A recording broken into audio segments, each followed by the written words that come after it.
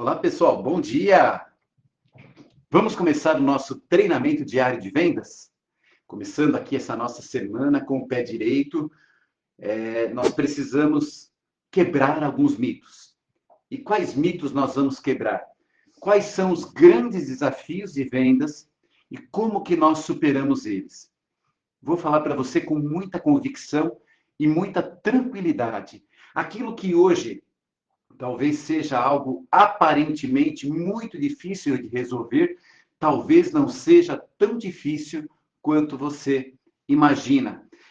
Quando nós falamos assim, olha, existem muitas dificuldades em vendas, e é comum você ouvir isso quando você conversa com seus colegas. Existem muitas dificuldades para nós podermos vender. E aí eu te proponho um desafio. Pega um papel, uma caneta e escreva quais são as grandes dificuldades que você encontra para vender o seu produto, para vender o seu serviço. Todas as vezes que eu fiz isso com as minhas equipes de vendas, nós identificamos que, na verdade, os problemas eram muito parecidos e podiam ser divididos em poucos problemas que existiam de fato, e eu tenho certeza que existem de fato, motivo pelo qual provavelmente você encontra dificuldade em vendas, mas são poucos. Então, hoje eu vou falar sobre 6 tipos de problemas, 3 problemas internos, 3 problemas externos, que se nós conseguirmos encontrar um caminho de solução para eles, certamente nós estaremos resolvendo talvez 100% dos problemas ou a grande maioria. E se por acaso a sua dificuldade for diferente de uma dessas que eu vou passar daqui a pouquinho, encaminha por e-mail, por Messenger, por WhatsApp, a sua questão, a sua dificuldade, para a gente conversar especificamente sobre ela, tá ok? Mas hoje nós vamos então falar sobre algumas que nós precisamos realmente compreender. Primeiro vamos falar das externas, aquilo que acontece ao nosso redor. Uma grande dificuldade, talvez a maior dificuldade que os profissionais de vendas encontram é lidar com o preço.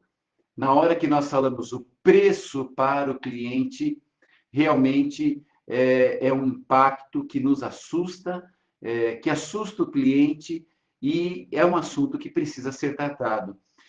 Primeira pergunta: por acaso você já identificou claramente qual é o público ao qual o seu produto é dirigido? Por exemplo, se você fala assim, olha, eu trabalho com produto que vende produtos assim caríssimos, que somente quem é da classe AAA pode comprar. Legal, você está vendendo esse produto? Não adianta você oferecer para quem é da classe B, porque quem é da classe B não tem condições de comprar um produto feito para quem é da classe AAA. Se você vender, por exemplo, Ferrari, aquele carro caríssimo, não adianta você querer vender para um público aberto que você só vai gastar o seu tempo. Então, quem é o público que pode pagar o seu produto? Onde ele está ou como eu posso reconhecê-lo? Onde ele frequenta? Que tipo de local ele vai? Que tipo de produto ele consome? Por exemplo, o cliente que compra determinado produto que você vende, utiliza normalmente qual padrão de veículo? Que tipo de locomoção ele usa? Que tipo de bairro ele mora?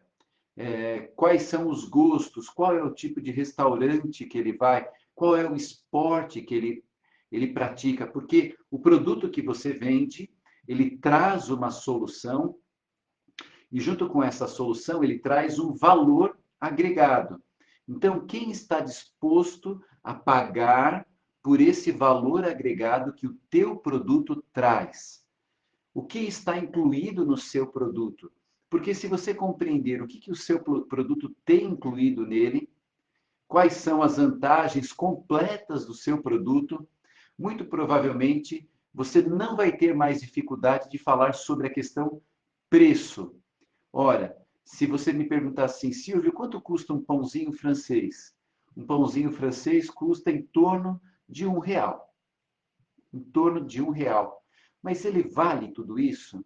Olha, se você considerar a matéria-prima, a farinha, a água, o sal, a mão de obra do padeiro, da padaria, de quem te atende, de quem cobra, se você considerar os insumos indiretos, o gás, o forno, a limpeza, o saquinho que você leva esse pãozinho, ele vale esse R$ 1.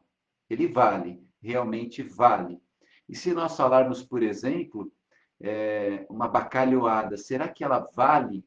Bom, o que vai dentro de uma bacalhoada? Quanto tempo vai de preparo?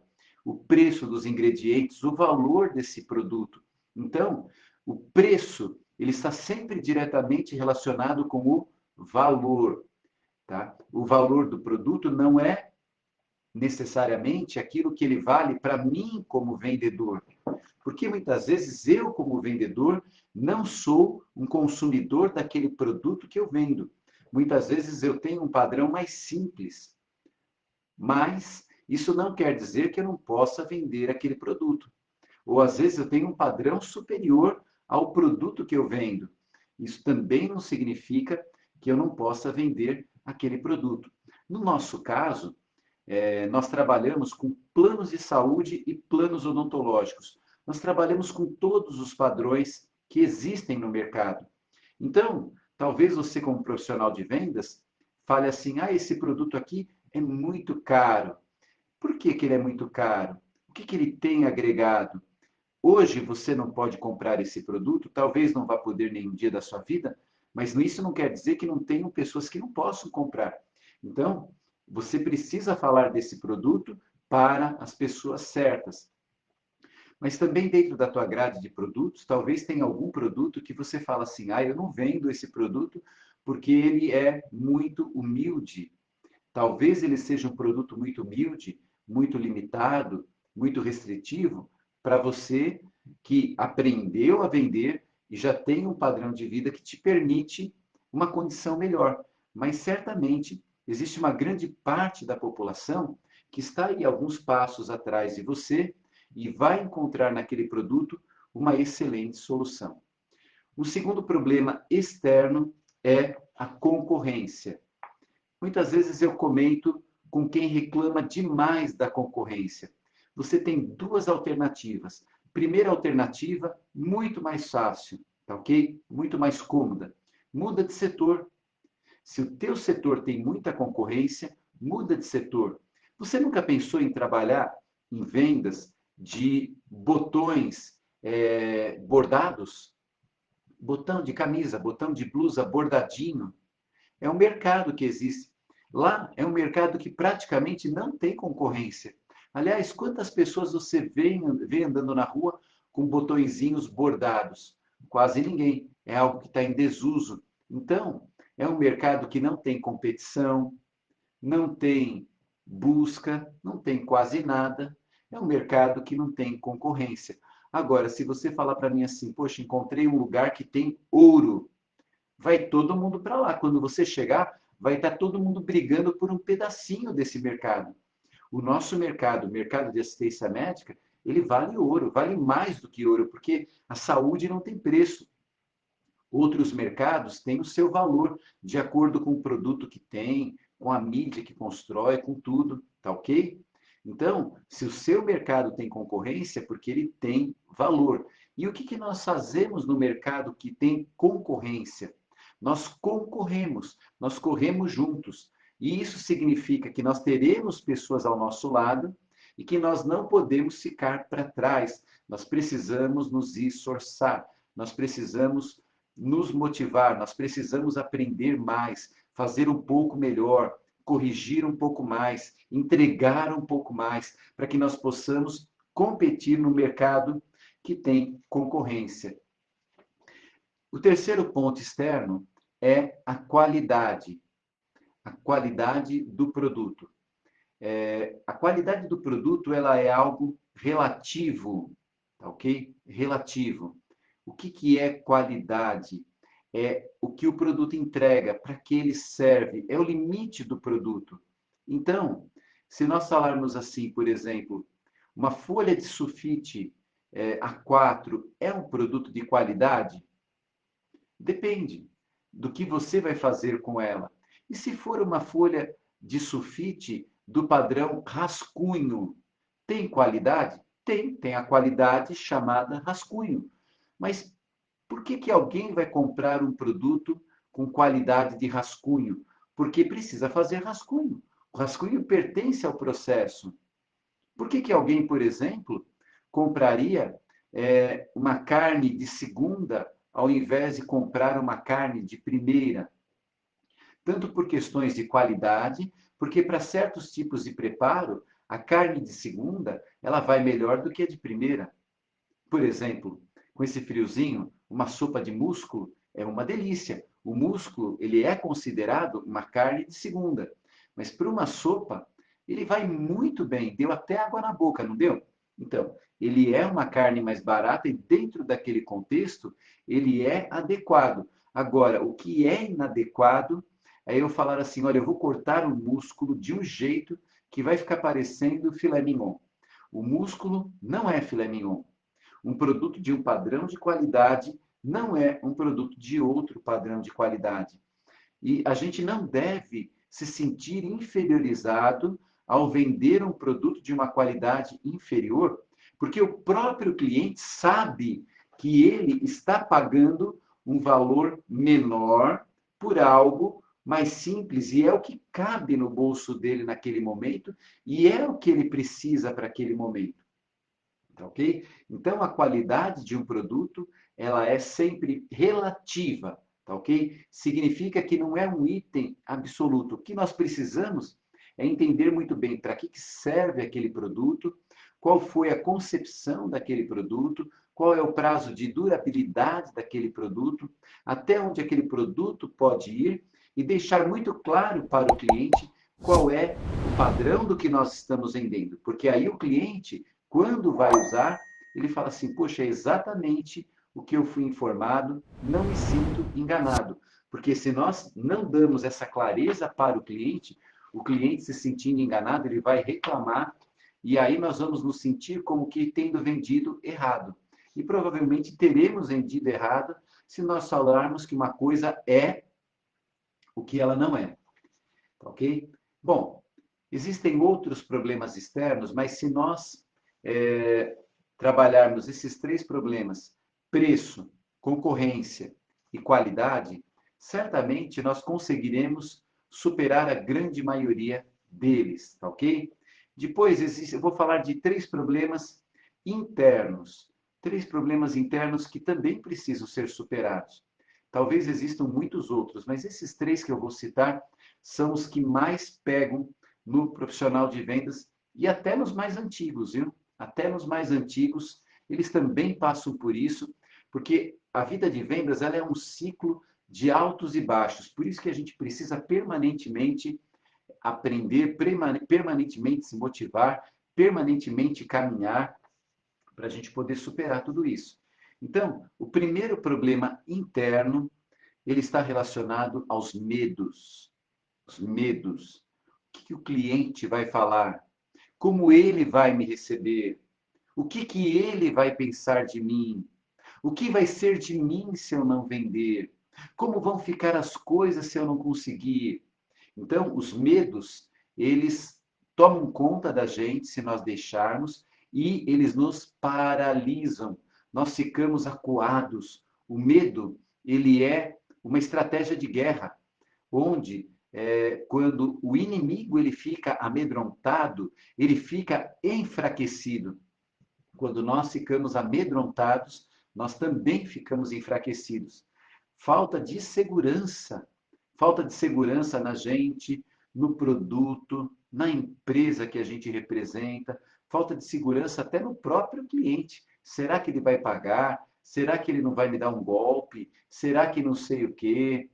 Né? Então, todos esses medos, eles paralisam. Por esse motivo, como que nós podemos superar o medo? Um dos meios é a busca permanente do conhecimento. Por exemplo, Se eu falar para você agora, vamos colocar você aqui ao vivo, com todo o público que está aprendendo. Você já fez o segundo grau?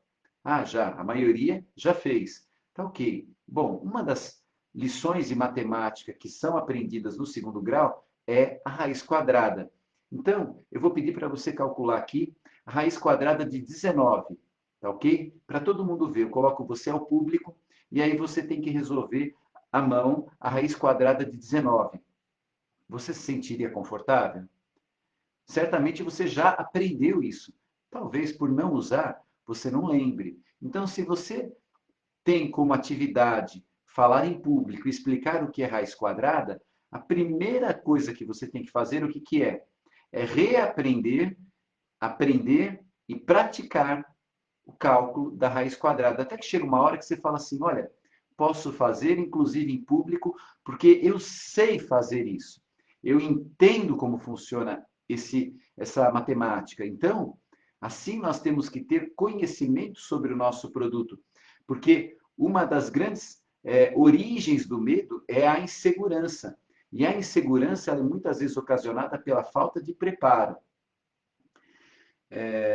Outra coisa que também nós precisamos fazer para superar os medos, superar estímulos negativos, do tipo: você não vai conseguir, você não pode, isso não é para pessoas como você, olha só como que são os vendedores, eles são pessoas com uma apresentação diferente, são pessoas que falam bem, você gagueja, olha, você não pode.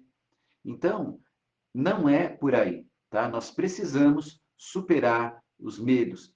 Quantas vezes você vai olhar assim para o ranking de vendas da sua empresa, da nossa empresa, da empresa que for, do produto que for, e aí você olha lá o campeão de vendas, você olha para ele e você percebe que ele dá uma viradinha e não sai voando, ele não tem asa, ele não usa aquela capa vermelha do super-homem, muitas vezes não é nem uma pessoa tão bonita, tão alta, tão magra, tão não sei o quê, tão estudada. Por quê? Porque não existe um padrão que define quem consegue superar os medos. O que acontece é o seguinte: aquela pessoa que mete as caras, no começo, ela vai sofrer. E com o tempo, ela vai aprendendo. Eu tenho aqui algumas pessoas que têm trabalhado na rua, entre eles o Marcelo Romero. Bom dia, Marcelo. Bom dia a todos que estão aqui. O Marcelo falou para mim, não muito tempo atrás, acho que 3 semanas atrás, salvo engano, que ele iria fazer um porta a porta em Mogi no meio da pandemia, porque ele precisava vender. E lá pela 15ª abordagem, ele fechou um contrato. Mas a primeira abordagem, a segunda abordagem, a gente entra quadrado. E é sempre assim, viu? Se você for fazer hoje novamente, Marcelo, aquilo que você sofreu na primeira, na segunda abordagem, você vai sofrer de novo. E se você fizer todos os dias você vai ter aí um primeiro quebra-gelo que faz parte. Nós temos que superar os medos. Quem tem muito medo e se deixa levar pelo medo, não vai para frente. O medo é algo que tem que ser enfrentado. Aquele frio na barriga, aquela sensação de que eu tenho que dar o meu melhor, que eu tenho um desafio, ele é permanente em vendas. E lidar com o medo é o que torna os profissionais de vendas diferentes dos outros profissionais. Um segundo ponto interno é a baixo autoestima. Baixo autoestima, ou seja, aquilo que eu estou acostumado a ver ao meu redor, a forma como eu fui criado, a forma como eu fui criado, a forma como eu estou acostumado, me acomoda, me limita. Eu acabo não conseguindo meio que me enxergar num padrão de vida melhor do que eu tenho. A baixa autoestima, ela é um problema que nos paralisa. Acontece muito em vendas isso. Por exemplo, no nosso produto, a nossa comissão ela é muito alta. Então, muitas vezes, para o vendedor que vem de uma profissão que paga pouco, às vezes fazendo uma única venda no mês, ele ele tem mais comissões do que o trabalho anterior do mês inteiro. Por exemplo, eu tenho aqui um outro casal de amigos, né? O Tony e a Priscila. Bom dia, Tony. Bom dia, Priscila. Eles me mandaram uma mensagem dizendo que fecharam um contrato no valor de R$ 1.500. Então, a comissão deles dessa venda fica aí na casa de R$ 3.500. Muita gente não ganha R$ 3.500 por mês. E quando uma pessoa tem uma baixa autoestima, muitas vezes ela fala assim, poxa, começou o mês e eu já ganhei R$ 3.500 de comissões. Meio que não tem por que ir mais longe. E esse tipo de sentimento precisa ser quebrado, porque senão, mesmo tendo superado o medo, mas se você não superar a sua baixa autoestima, você não vai para frente. Existem alguns paradigmas que nós precisamos quebrar, tá? Por exemplo, a ambição é do mal. A ambição não é ruim. A ambição saudável, ela é importante. Nós precisamos querer cuidar da saúde para viver mais. Isso é uma ambição, mas é uma ambição positiva. Agora, viver obcecado, fugindo da morte, o tempo todo, deixando de comer, deixando de sentar, deixando de respirar, porque pode ter um vírus, porque pode ter não sei o quê, aí já é uma obsessão. Você lutar, por exemplo, para comprar a sua casa própria, para poder ter uma vida confortável, para oferecer uma condição melhor para os seus filhos do que você teve, oferecer um apoio para os seus pais, né? Fazer uma previdência para o seu futuro, para a sua velhice, isso não tem nada de errado. Agora, se você fala assim, olha, eu preciso comprar uma casa igual a que o outro comprou. Por que você tem que comprar uma casa igual que o outro comprou? Você tem que comprar uma casa de acordo com aquilo que é bom para você. Porque se você baseia a sua vida naquilo que o outro faz, aí já você não tem ambição, você tem inveja. E a inveja é muito ruim.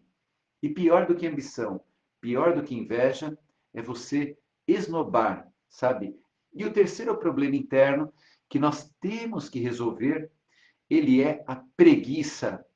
A preguiça é um problema. É um problema. Algumas pessoas falam assim, Silvio, eu não posso participar do seu treinamento ao vivo porque eu tenho um compromisso. Mas outros falam, eu não posso participar porque eu tenho preguiça. Puxa, mas se você não consegue superar nem a preguiça para participar de um treinamento ao vivo, e para atender um cliente, e para você estudar, se o friozinho que está hoje está 14 graus, para você é um problema, e se você tiver que enfrentar um frio de 8 graus, de 5 graus, então você não vai sair de casa?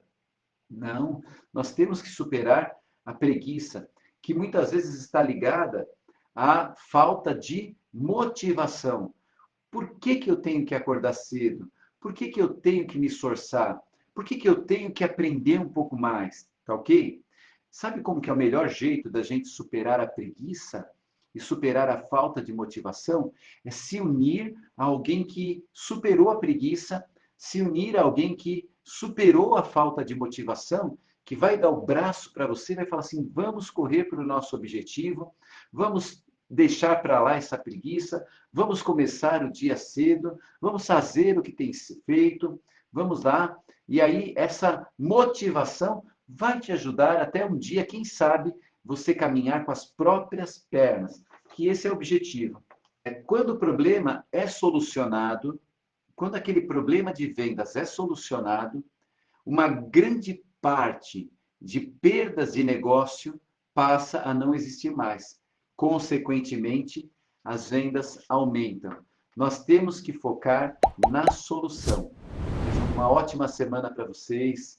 Um beijo para todos. Tenham um excelente dia, tá ok? Até mais. Tchau, pessoal. Aproveitem, viu?